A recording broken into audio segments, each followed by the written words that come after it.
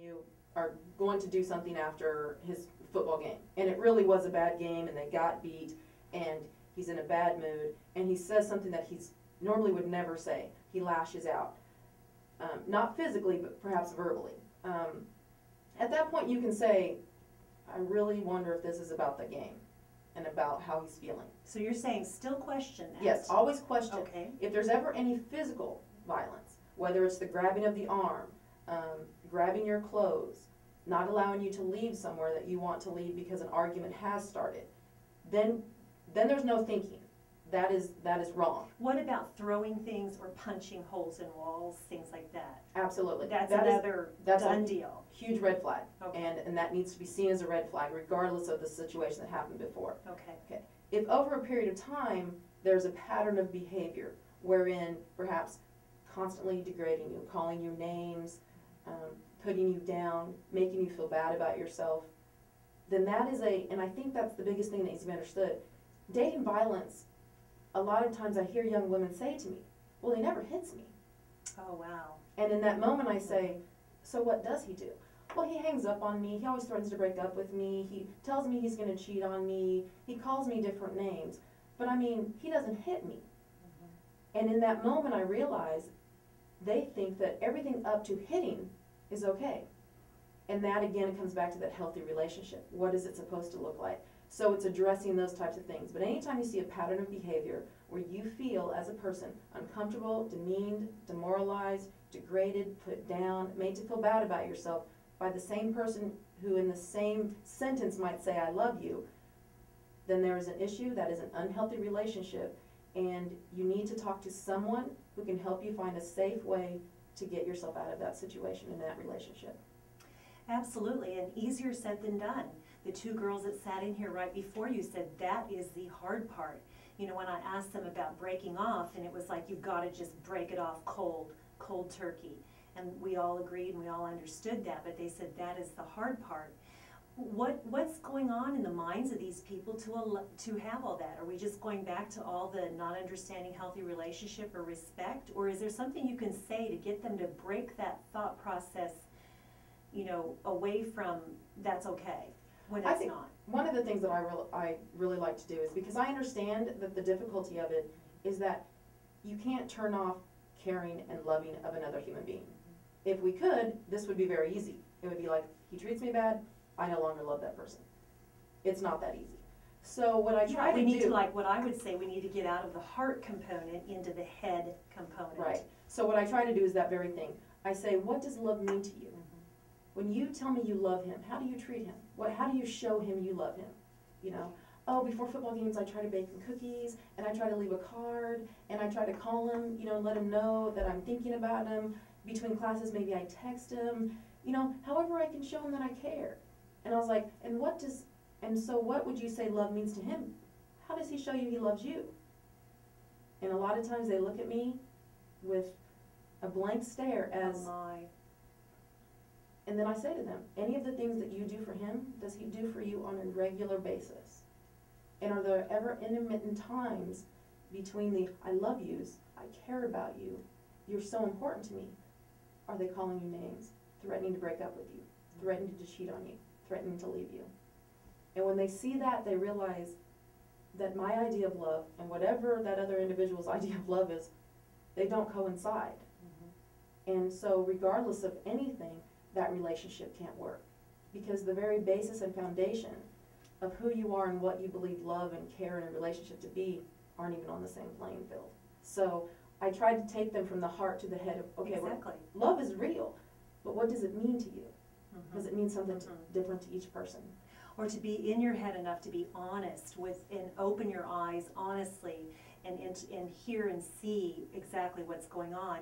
And one of the things I've read about relationships that has stuck with me for many years, because it made so much sense, and I wish that these people could espouse this, but your relationship is only as good as the worst times of your relationship. That takes a little bit to get your head around, but your relationship is only as good as that worst case scenario where he threatened you or tried to choke you or pulled you down or threw blood on you, like our earlier guest. Because when the girls, as they talked about, the two victims talked about, when they apologize, well, they don't apologize. That was interesting, and you're shaking your head. You acknowledge these abusers do not apologize. But the sweetness comes around, and the manipulation was a strong word that was used. Absolutely. All that sweetness kind of clouds over the worst time, and the best your relationship is ever going to be is that worst time. Correct. And so, do you think these abusers know they're being abusive? Are they able to change? Because don't a lot of these relationships stay on with the promises of change? Certainly. I do believe, I don't think I could work in this field if I didn't believe every human being has the capacity to change. Minus a mental illness that would not allow them, sociopaths, those type of individuals. I believe every person has the capacity to change. I believe that to change from an abuser to a non-abuser would take a lot of therapy, a lot of being real with yourself about what happened, the truth of it, without the minimization and the, oh yes, I did this, but, No buts. right, Allowed. with no, absolutely. And I think that's the most difficult thing to get any abuser to. And certainly when we're talking about teenagers, it makes it even more difficult to get them to that place of truthfulness, because they're sitting with a bunch of other guys who are calling girls names and talking about women in derogatory terms.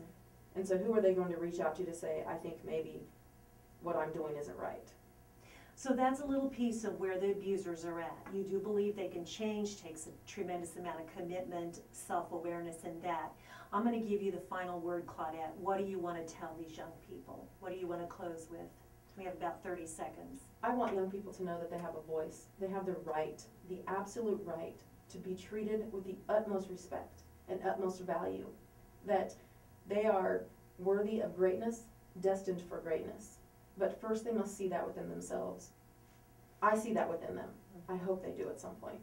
Well, your personal passion for what you do and what you give of yourself and to these young people is just heartwarming to me, and very hopeful that this will help some of our listeners who might find themselves in these situations. So thank you so much, Claudette, for coming on the Joan Jerkovich Show. Well, thank you for letting me come on. You bet. Bye-bye.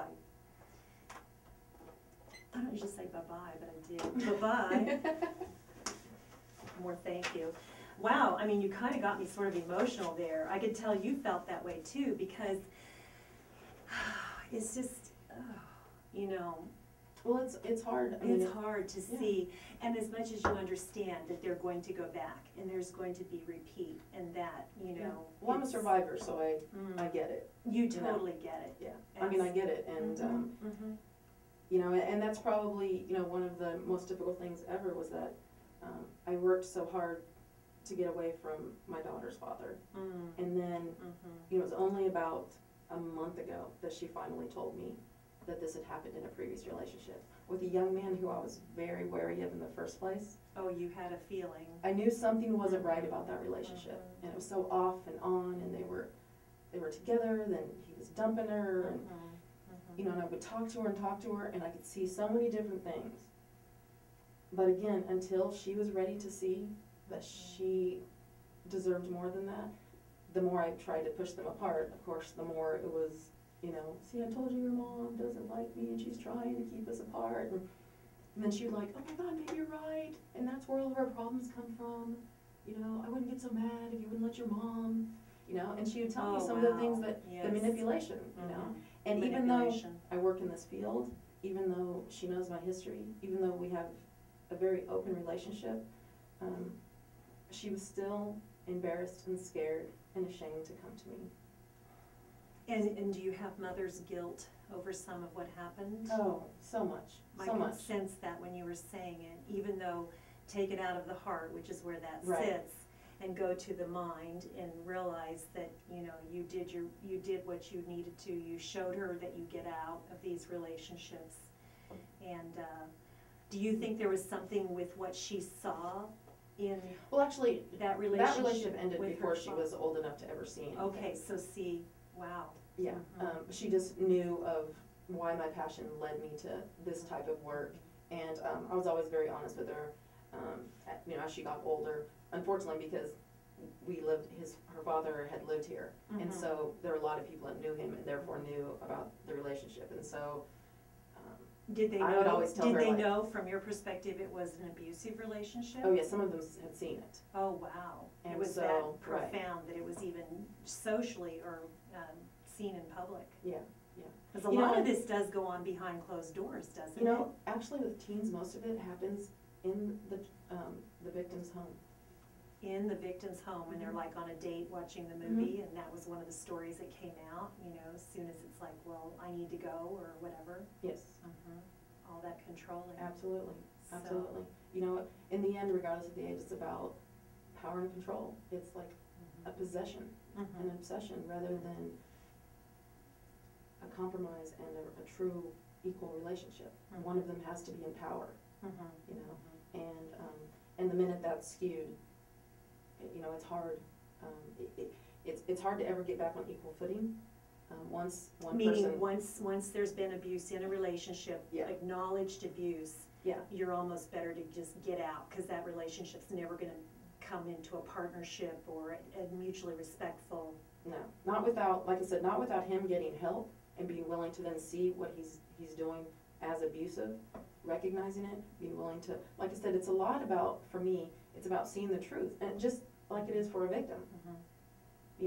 We, because of the sweetness and the kindness, and it overshadows, because we are not ready for our minds to overtake our heart, because we want to believe. Absolutely. We deny, we push it down, we have rose-colored glasses, all those things that we talk about, to kind of help us deny things, and it is hard when because the heart, and especially for young people, is almost biological. Yes. All the hormones and emotions are tied with that. Absolutely. And then try to take it here and say, that's not a nice, that's not the way I want to be treated. Exactly. And I think, do you see a lot of them going back into similar types of relationships, or do they, many of them, once they figured it out, they're done with them? The younger we can intervene, the statistics show, the less likely the victim is to be a victim again. That's a positive. If you can intervene and help them understand about healthy, unhealthy, red flags, self-respect, those type, if we can intervene during that first relationship when those things start to happen, or we can give them the understanding of the red flags, because sometimes when I speak at middle schools, I literally will see like a young girl crying. And you just, just a tear is flowing. Oh yeah, and trying to think, hope nobody sees me. In middle school. Yeah, middle school. And so you see that there's, because a lot of times with that age group, I talk a little bit about, this end of the spectrum is physical violence, and I'm usually, like, okay, we're all gonna say, if your boyfriend or girlfriend hits you because they're mad about a game, because you didn't call them on time, because you have to go home, are we all going to agree that is dating violence? And everyone's like, oh yeah, But when I come and I keep moving it over on this side of the spectrum. But then they say, was there hair pulling, or was there what about shoving? Is that right? And so then we move over here, and we're like, so if you're walking down the hall, and you and your boyfriend are holding hands, and a person of the opposite sex stops and says, hey, Janet, were you in algebra? Because I wasn't there, and we're having a test on Friday. And you're going to talk to him, and nobody's going to see it, but they're just He's going to squeeze the heck out of your hand. And it hurts you. Yeah, and it's that signal to you. This, I control you. I don't have the notes. No, I wasn't here either, and it's over. But you know that. And then if you try to confront that with some of them, it's like, what do you mean? I didn't do anything. I didn't do anything. I didn't do anything. And then make you question your reality almost. Absolutely. Absolutely. That's one of their best tactics as an abuser, is it starts to make you, well, did I do that? Yeah. Was I over exaggerating? Do I exaggerate everything that I feel, or he does, or or she does, whichever? Right. Yeah. It's such a common pattern. Claudette, we're going to have you back. Thank you so much for staying on. And